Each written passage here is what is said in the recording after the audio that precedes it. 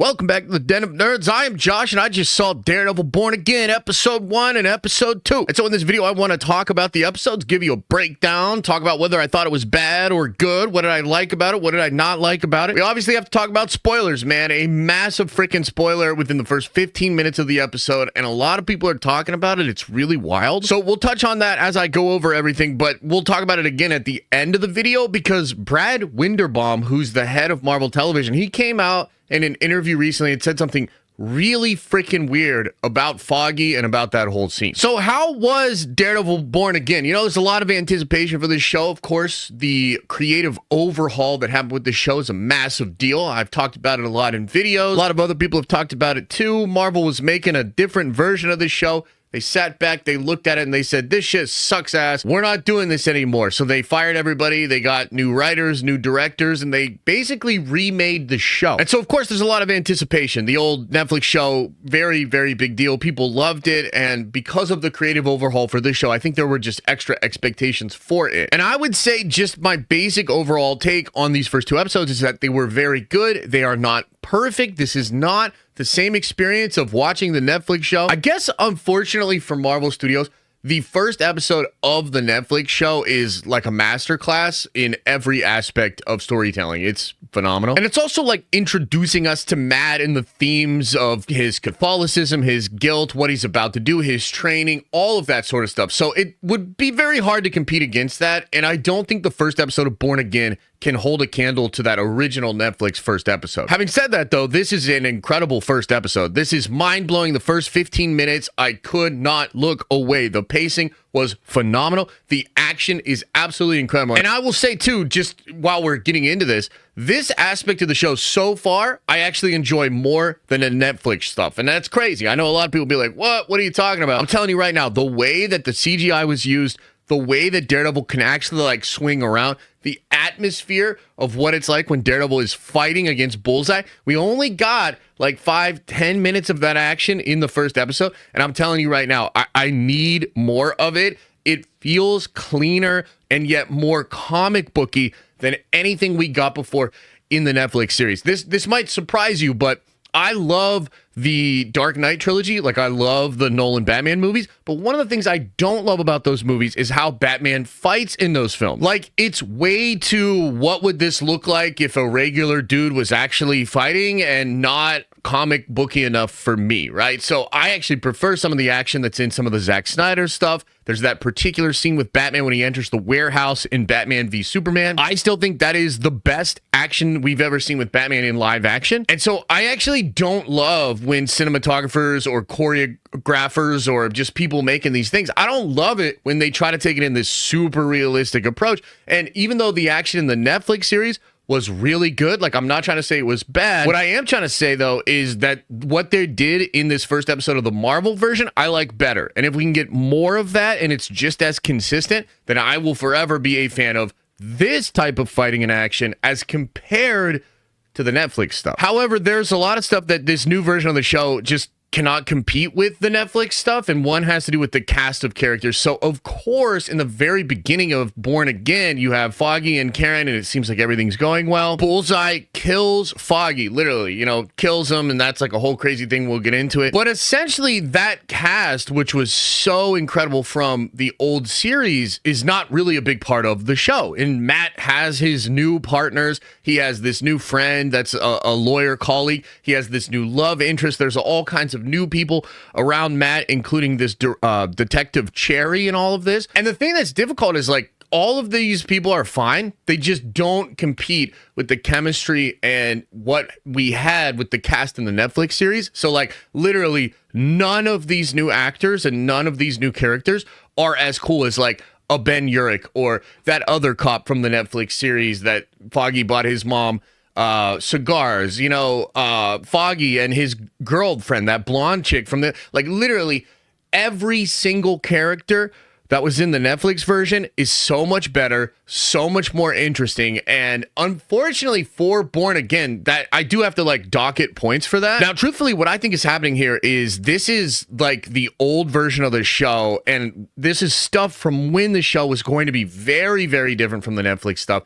And we know that Dario Scartapan wrote additional material to tie the old stuff to the new version of the show. So what I'm saying is I'm kind of hoping that these first 2 episodes is all that we will have to deal with from the old version of the show, and I hope we're going to start to kick into gear and get into some crazier stuff, because I still think there's a lot that you can do with Matt and potentially with other characters, and, you know, bringing back some of the other characters from the Netflix stuff. So I'm kind of hoping that that's a thing, and I'm hoping that that's something we get in episode 3 and all the way to 9 is more of that other stuff. Now, on that note, of course, all of the characters from the old version of the show shine so incredibly bright. Most of all, Wilson Fisk and Matt himself. Their conversation at the end of episode 1 is mind-blowing. It's absolutely incredible. The performance is great. The chemistry is great. Like, I love that stuff. And some of the stuff with Foggy, even at the courtroom, is really great. It feels raw and real. And so, again, there's a lot of hope for big things coming and being built with the older cast of characters. And maybe they'll even do stuff with the new characters to make me like them a little bit more. You know, we do see the character of Muse have a scene with Matt's new girlfriend, who is the therapist, and this guy's asking for help. That's probably going to come into play later. We know Frank Castle's going to be a part of this. You know, Bullseye has more scenes in the future, more Fisk in the future. So there's a lot of good, juicy stuff coming. And as far as episode 2, it's not as good as episode 1, in my opinion. I mean, it's really hard to compete with that opening and then the ending with Fisk becoming mayor. Like, that's a really well-crafted first episode. Again, not quite as good as the first episode of the Netflix series, but still very good in its own right. But episode 2 really feels like the connective tissue between 2 parts of the show, and frankly, potentially 2 actual different versions of the show. And oh my goodness, the end of episode 2 was incredible. The violence, and it really was an earned and super shocking moment when Matt is getting beat up by those police officers, and then he snaps and he ends up going very, very violent on them. And I kind of think that he's back as Daredevil now. Like, I feel like that's kind of the straw that broke the camel's back. Maybe not. Maybe we'll see him continue to sort of struggle with that before he fully puts the suit back on. And episode 2 is building some interesting character stuff. It's interesting that Matt's new girlfriend is secretly a therapist for the couple of Vanessa and Wilson Fisk. That's going to be a huge conflict of interest, something really crazy. You can sort of feel the building of Muse in the background, and the political situation in New York is obviously very tumultuous, and there's a lot of interesting drama with that. You know, Fisk and the police commissioner and a lot of that stuff. It's interesting. It just wasn't as good as episode 1. It wasn't as good as a lot of the Netflix series, but I think I can sort of give it a passing score because I think it's going to kind of bridge the old version of the show with the new version of the show. At least that's what I'm hoping. And so I guess my overall take here, my sort of spoilery review and my thoughts of Daredevil so far is Marvel should be proud. I think it's a really good show. I think it's sure of itself. It's doing some really interesting things with, like, the documentary style stuff that BB is doing. And I kind of love how her uncle was Ben Urich, and that's cool. It's really moody. Like, you can clearly see Matt and his mood, and that sort of developed around as the tone overall for all the characters. I think the way they're using Matt's powers is fascinating. Like, the way that they use the audio and the aspect ratio changes and a lot of the camera changes to emphasize his powers. Very, very cool. So a lot of this is on point. It's only 2 episodes, but I really see a lot of potential here. And if it continues on this trajectory and it gets even better, and, you know, some of the Muse stuff that's happening is apparently going to be wild, and I think the action's going to go crazy, I could see this being one of my favorite Marvel things ever, right? Like, I can absolutely see that happening. But I would have to say, like, for now, it didn't quite hit the level of peak or masterpiece that maybe some of us were expecting or hoping for based on what the Netflix show did. And I kind of see this as, like, if you want to root for Marvel, you will like this show and be like, okay, yeah, this is much better than a lot of other stuff.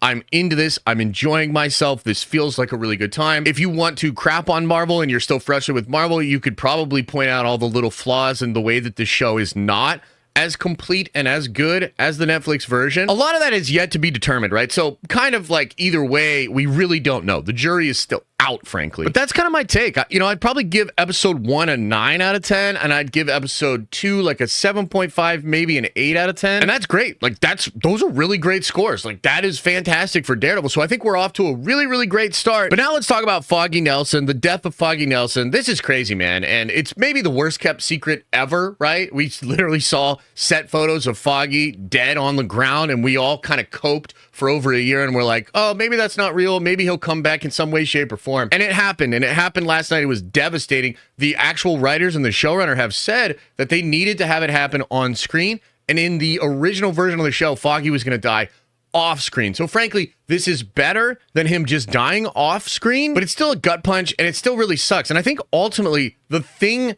that is the worst part about all of it is that there's just literally nobody else that has that chemistry with Matt.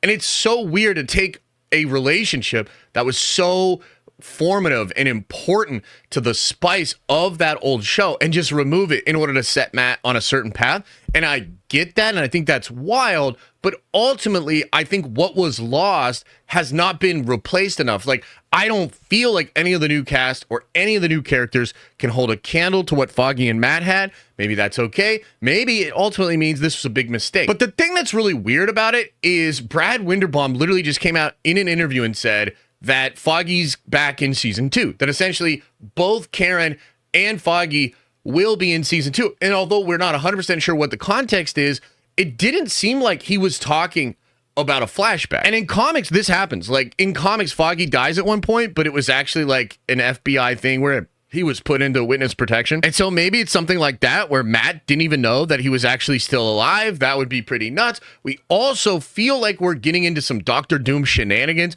where Doctor Doom's going to remake reality and potentially give people what they want. Like, one of the big rumors for Spider-Man 4 is that Aunt May is going to come back. She just died in the last Spider-Man movie, and that's being done on purpose. Like, the rumors are she's going to just be back in the world, and Peter's going to be like, yo, this is crazy. Aunt May's back? Like, this is wild. And we, the audience, are going to be like, wow, this is wild. Aunt May's back.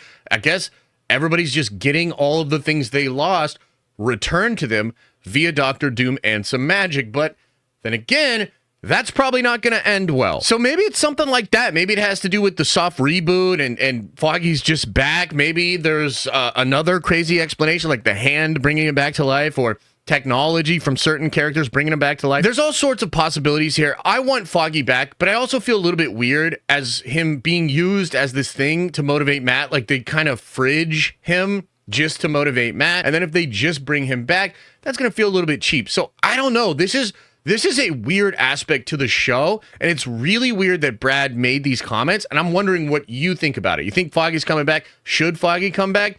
What's the deal with all of that? So I guess ultimately, that's my thoughts, my spoiler review and reaction to the first 2 episodes of Born Again. I think it's off to a great start. Not quite hitting the highs of the Netflix series so far, but there are some things this show is doing that I like more than what the Netflix show did, and we'll see where it goes from here. It could potentially even end up higher on my list than some of those seasons of Daredevil on Netflix. Let me know your thoughts about this in the comment section below. And as I always say, I hope you are having an awesome and a nerdy day, and I'll see you in the next video.